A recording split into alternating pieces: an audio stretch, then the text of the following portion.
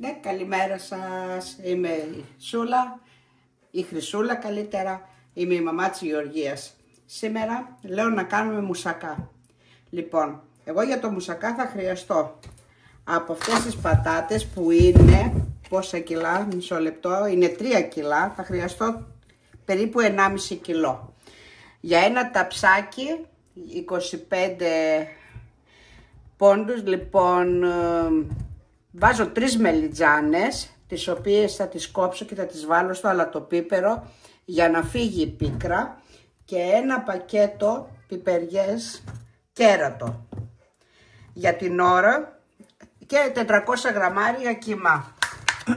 Τώρα θα καθαρίσουμε τις πατάτες, θα κόψουμε τις μελιτζάνες, τις βάλουμε στο αλατοπίπερο, θα τηγανίσουμε τις πατάτες και τις μελιτζάνες με τις πιπεριές και μετά θα σας δείξω στη συνέχεια τι πρέπει άλλο να κάνουμε.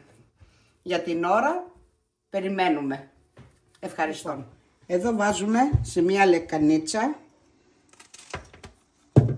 τις μελιτζάνες, τις οποίες θα τις κόψω στη μέση, και φέτες, καλύτερα στο μάκρος.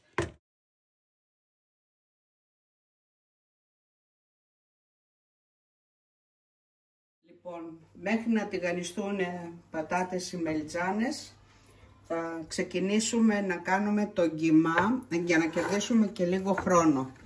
Λοιπόν, εδώ έχω εγώ μια χύτρα, θα βάλουμε γνήσιο ελληνικό παρθένο λάδι.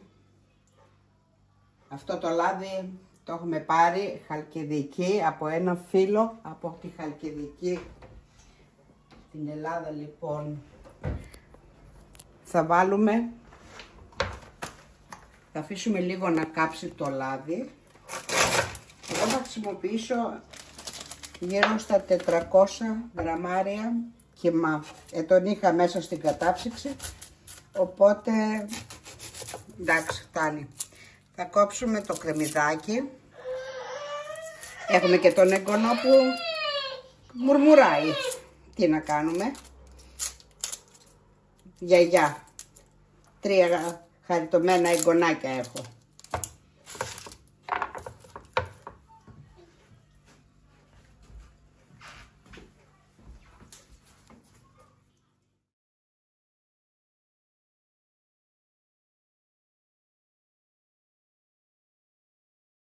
Γεμά μέσα. Θα βγάλουμε το χαρτί, προσοχή.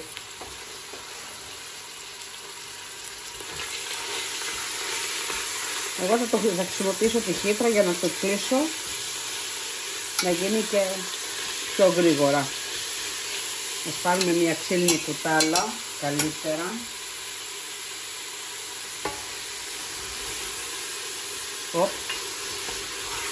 Μας έφυγε.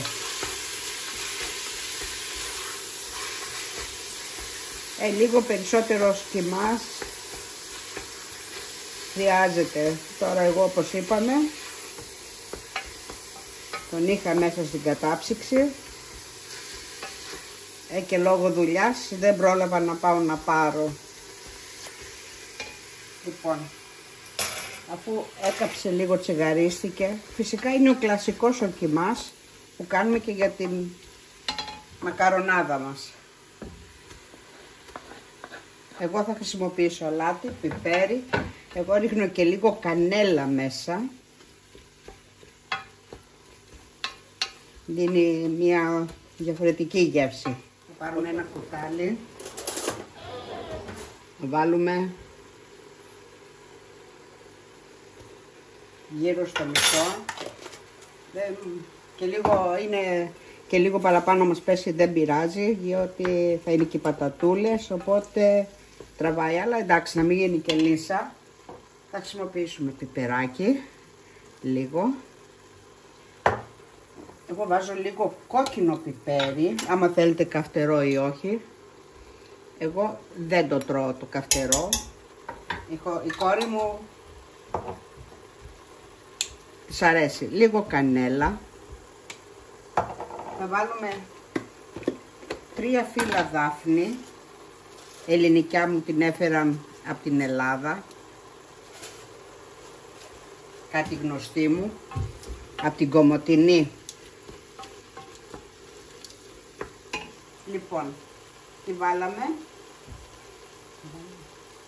Άντε η κόρη μου λέει να βάλουμε και λίγο καθαρό, οπότε ας βάλουμε και λίγο καθαρό, πολύ λίγο. Κάνει.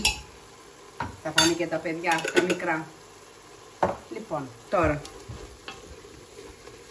το αφήνουμε λίγο, θα ρίξουμε τη σάλτσα.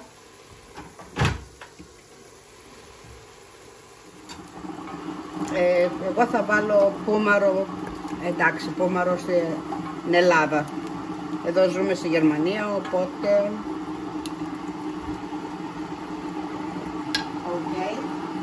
θα ρίξουμε και λίγο νεράκι μέσα και θα κλείσουμε τη χύτρα για περίπου γύρω στα 3 με 4 λεπτά.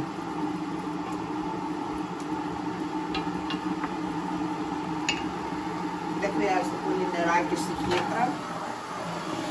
Όλοι το ξέρουμε αυτό. Λοιπόν, εδώ, φτάνει. Ωραία. Θα κλείσουμε τη χύτρα και θα τα αφήσουμε να βράσει.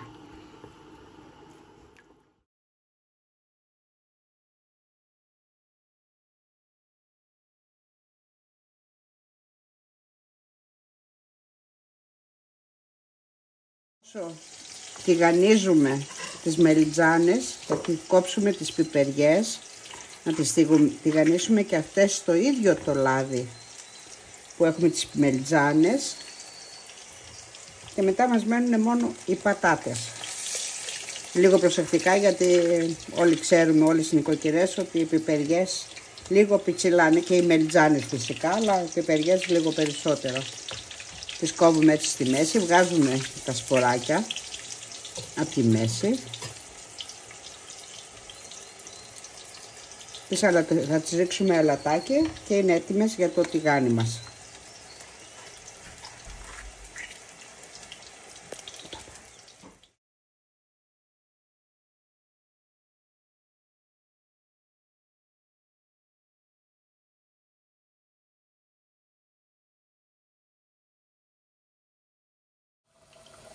Λοιπόν, όπως βλέπετε, στρώσαμε τις πατάτες κάτω. Από τον κιμά θα βγάλουμε τη δάφνη και ό,τι άλλα έχουμε βάλει.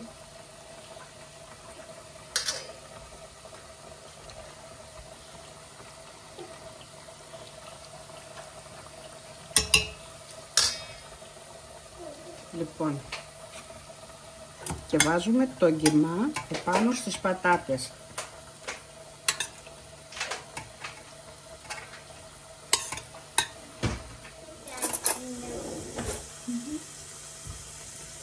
Τώρα βάζουμε τις μελιτζάνες. Καλύτερα με το χεράκι. Λιμμένα τα χεράκια, πάντα.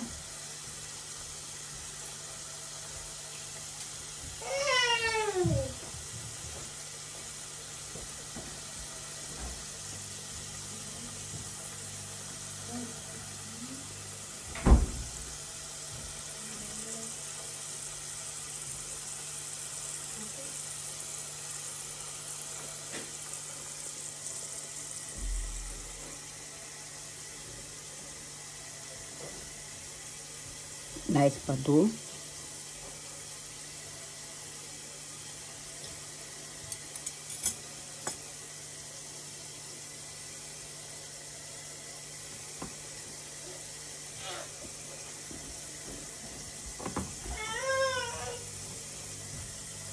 Θα ρίξουμε λίγο αλατάκι από πάνω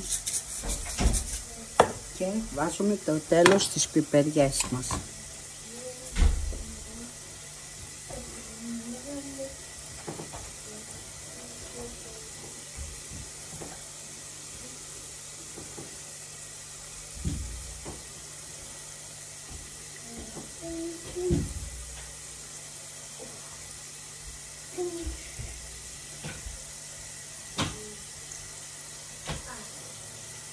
Ωραία. Λοιπόν, για την μπεσαμέλ χρειαζόμαστε 2 κουτάλια της σούπας φυτίνι, βούτυρο, ανάλογα τι προτιμάτε εσείς. 8 κουτάλια αλεύρι, 1 λίτρο γάλα, μοσχοκάριδο, πιπέρι, αλάτι και λίγο παρμεζάνα, αν θέλετε βάζετε. Λοιπόν, τώρα θα ρίξουμε στην κατσαρόλα μέσα το βούτυρο.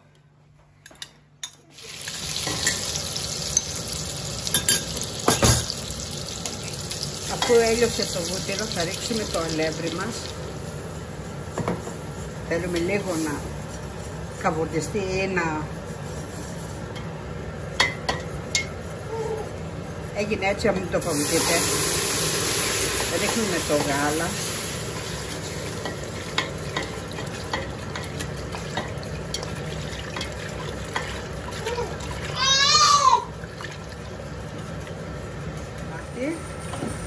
Βάζω 1 κουταλάκι περίπου μοσχοκάριδο. Εγώ πάντα με το μάτι. Έριξα λίγο πιπεράκι. Ανακατεύουμε και λίγο παρμεζάνα. Άμα θέλετε τυρί, φέτα ή οτιδήποτε κασέρι άλλο προτιμάτε. Εγώ αυτή τη στιγμή έχω μόνο παρμεζάνα. Όπως σας είπα και πριν, δεν μπόρεσα λόγω δουλειάς να πάω να ψωνίσω, οπότε ανακατεύουμε συνέχεια. Ας δοκιμάσουμε λίγο το, να δούμε μήπως το αλάτι ωραίο, λέκα. Δεν χρειάζεται τίποτα άλλο, να κατέβουμε μέχρι να πήξει η κρέμα μας τώρα. Προσεκτικά, να μην μας βολιάσει και στις γωνίες. Όπως βλέπετε, η κρεμούλα μας έπηξε. Την τραβάμε στην άκρη.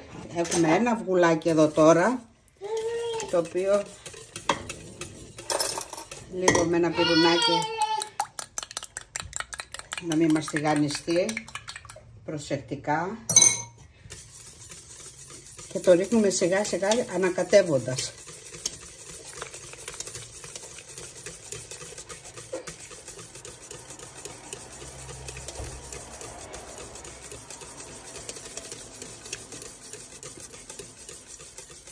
Ωραία.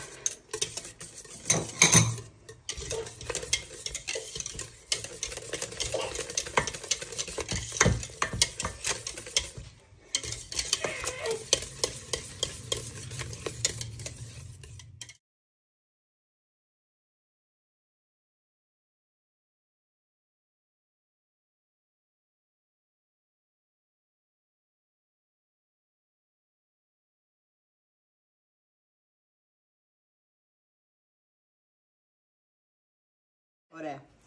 Το φαγητό μας είναι έτοιμο. Το σταυρώνουμε πάντα 3 φορές και το βάζουμε στο φούρνο. Μέσα στο φούρνο, άμα θέλουμε αέρα πάνω κάτω, εκεί θα το βάλουμε γύρω στους 180 βαθμούς, γύρω για 1 δεκάλεπτο περίπου. Το φαγητό μας είναι έτοιμο για ψήσιμο. Άμα σας άρεσε, κάντε ένα like. Γεια σας, καλή επιτυχία. Μέχρι το επόμενο βίντεο.